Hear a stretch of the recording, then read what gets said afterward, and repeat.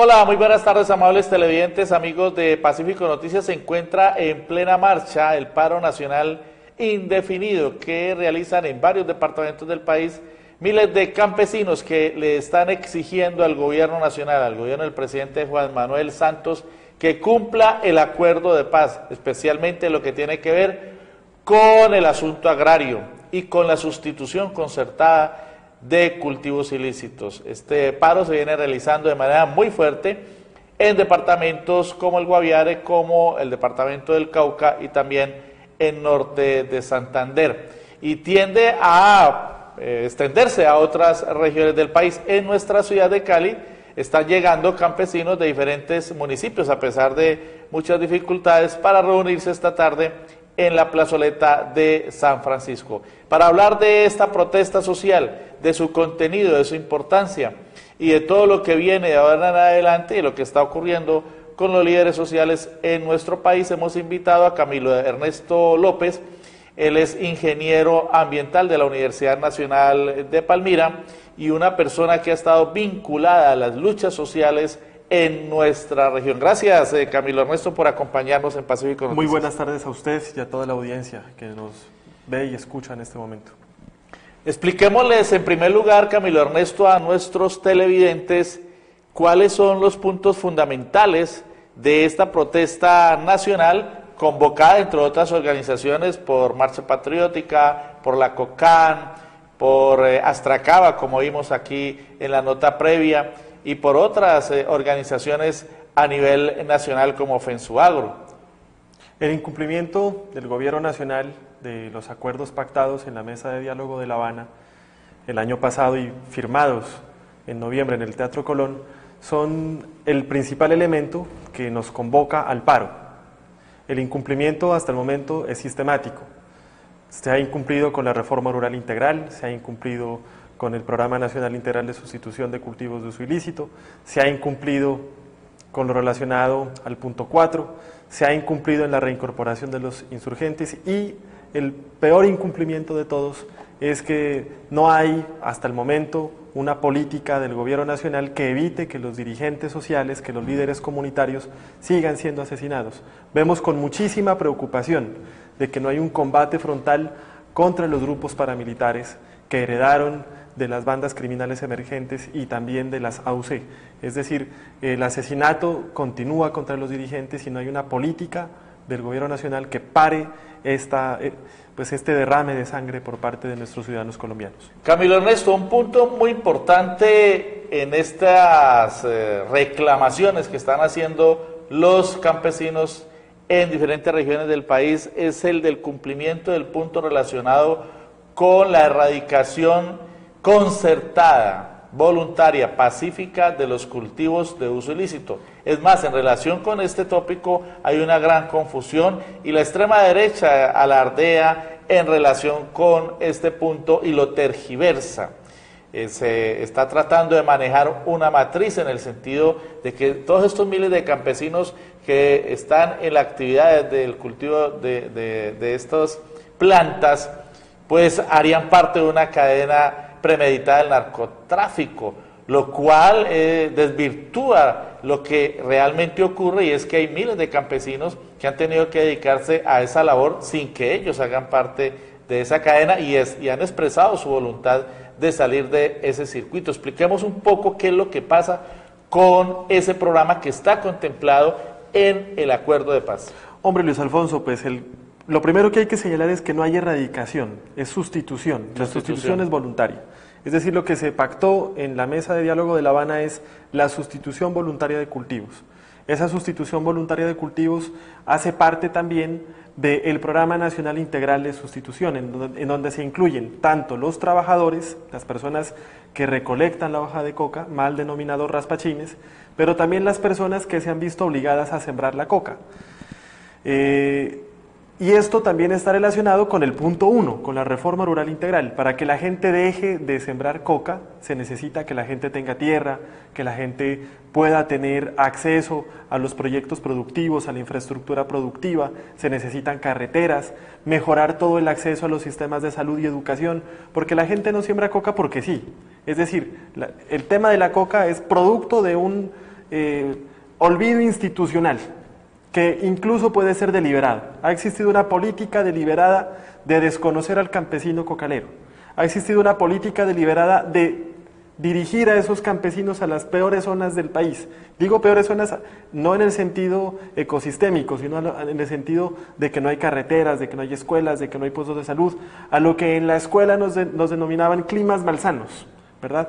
En esas zonas la gente se asentó y es muy difícil comercializar maíz, comercializar arroz, y por tanto no pueden ser tratados como delincuentes. Se necesita, en primer lugar, de que el gobierno cumpla lo pactado, y lo pactado es cumplir integralmente con el acuerdo.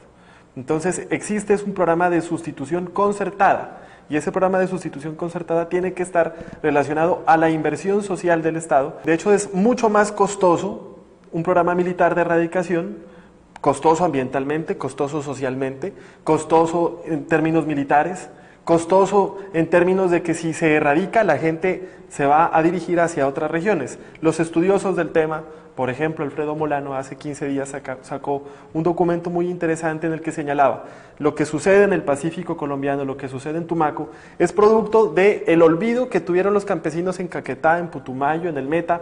Es decir, estas olas de colonización, pareciera que existiera una política deliberada de dirigir masas de campesinos a valorizar tierras que una vez valorizadas son adquiridas a muy bajo precio por las grandes empresas ganaderas o por las grandes empresas madereras o por las grandes transnacionales, replicándose un ciclo de colonización y despojo que en Colombia ya vamos para más o menos 100 años. Y esa años. política de erradicación violenta está en consonancia pues con las directrices que le traza Estados Unidos al gobierno colombiano. Por supuesto, es decir, el análisis que hace la DEA es, ¿hay más cocaína en Estados Unidos?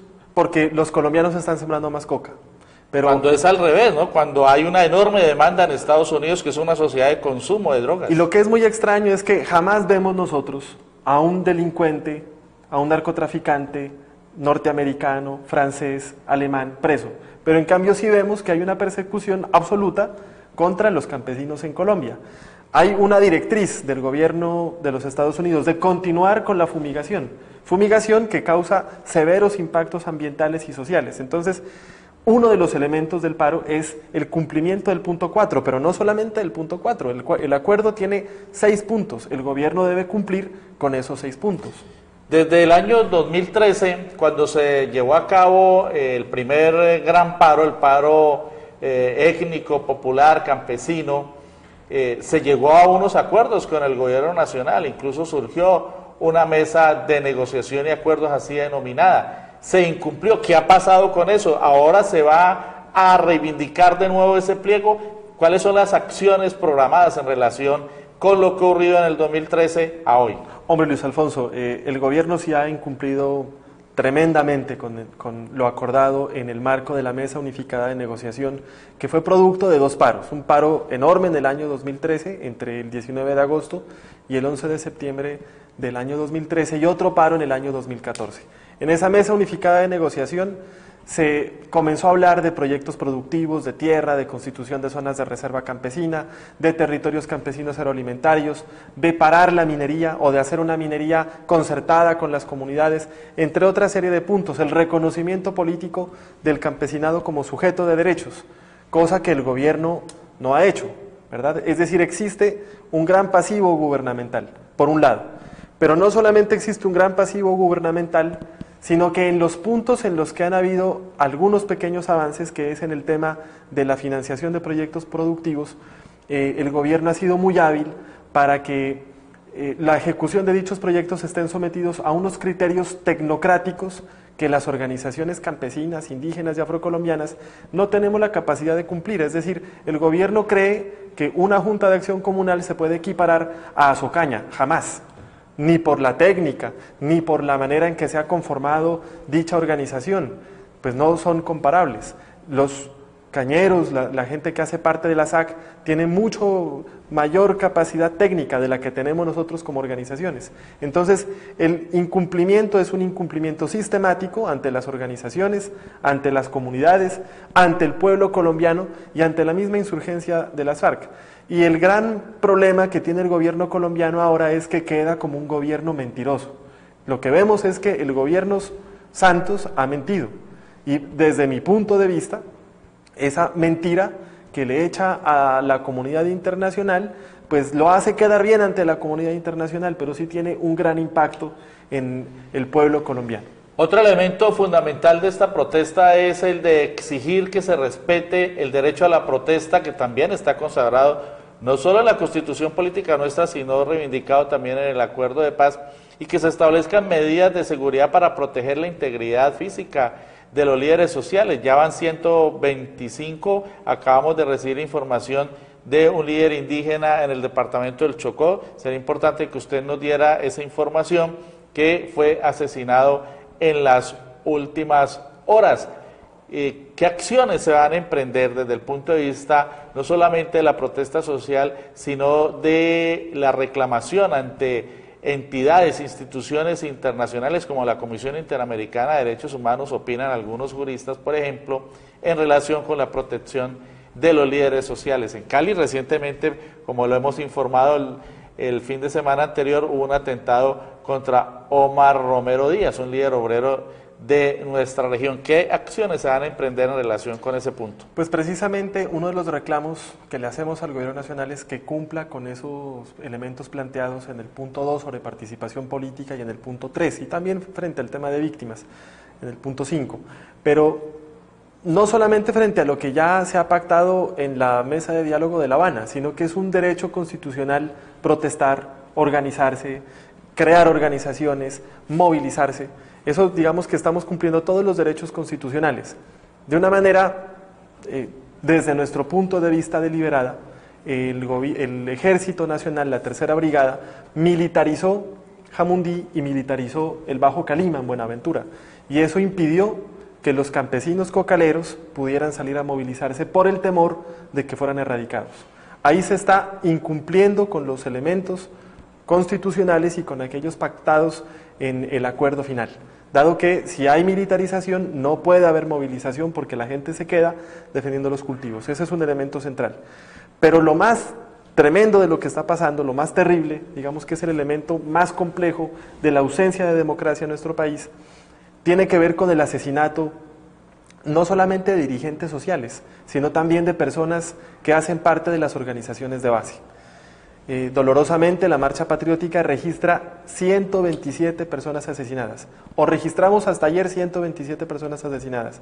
El día de hoy nos despertamos con la infausta noticia del asesinato de un compañero indígena, Luis Cancuay, integrante de un resguardo indígena en el Alto Baudó, en el Chocó, que fue ultimado por balas, no podemos decir en este momento de quién, pero se puede sospechar de los grupos herederos del paramilitarismo que todavía siguen funcionando en esta región del país. Son 128 personas que han sido asesinadas en nuestro país. Es decir, esta es una persecución desde el punto de vista de la Marcha Patriótica sistemática contra el movimiento popular colombiano. En la tarde de hoy, Camilo, se va a cumplir una concentración en la Plaza de San Francisco. ¿Hasta cuándo irá esta concentración? ¿Quiénes se van a reunir allí? Y la protesta, ¿qué perspectiva tiene para los días siguientes? Pues en el nivel nacional existe un proceso movilizatorio enorme. Hay compañeros en el Catatumbo, en norte de Santander, en el Cauca, en Guaviare, en el sur de Bolívar, que se han venido movilizando. Nosotros en el Valle del Cauca hemos tenido algunos problemas, como los que he referido anteriormente, para el tema de la movilización. Esta tarde estaremos en la plazoleta de San Francisco en un plantón. Esperamos que más campesinos lleguen en el transcurso del día y poder llevar a cabo un proceso movilizatorio el día de mañana también en la ciudad de Cali.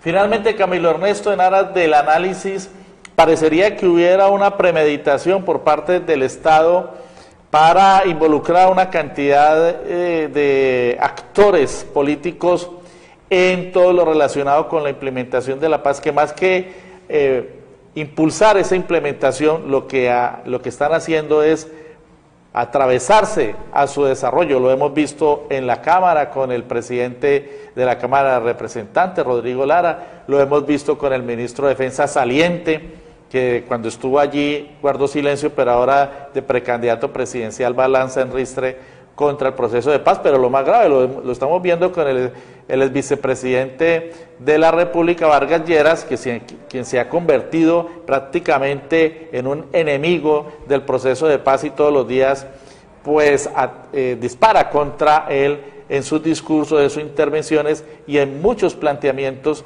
que están resultando verdaderamente increíbles. ¿Cómo analiza usted finalmente, Camilo, ese hecho, esa circunstancia? Pues pareciera ser que hay una doble política, un doble rasero, ¿no?, en el gobierno nacional. Una parte del gobierno, en este caso el presidente Santos y otras personas, defienden el acuerdo, y otra parte de la élite, de la burguesía, de los industriales, de los terratenientes y de su representación en el Congreso y por supuesto también de los candidatos a la presidencia, que se han ido lanza en ristre contra la implementación. Muchos columnistas, quizás los más importantes del país, han señalado lo gravoso de este tema. Es supremamente complejo porque si no hay una solución de las causas estructurales que le han dado origen y pervivencia al conflicto armado colombiano, lo que puede suceder es que el conflicto armado continúe, pero en una circunstancia aún más degradada que la pasada. Ese es el análisis que hacen los principales columnistas de opinión y los principales académicos estudiosos pues, de la situación de la violencia y del conflicto en Colombia. Una situación bastante compleja. Esperamos que toda esta coyuntura se pueda ir superando, porque todo lo que se ha logrado en relación con el proceso de paz no se puede perder, no puede quedar a la deriva. Y seguimos siendo optimistas en el sentido de que a pesar de todas estas vicisitudes, el proceso de paz va a salir avante. Muchas gracias, Camilo Ernesto, por acompañarnos en Pacífico Noticias esta tarde. Luis Alfonso, muchas gracias a usted y a toda la teleaudiencia, e invitamos a la ciudadanía caleña que respalde el proceso de paz, que respalde a sus campesinos, que respalde a sus indígenas y que haga parte cada vez más de un proceso de construcción, de una movilización más permanente para lograr que tanto los acuerdos se implementen, pero también a que haya una paz estable y duradera para nuestra sociedad que se lo merece. Vamos a un corte de mensajes y volvemos con más información aquí en Pacífico Noticias.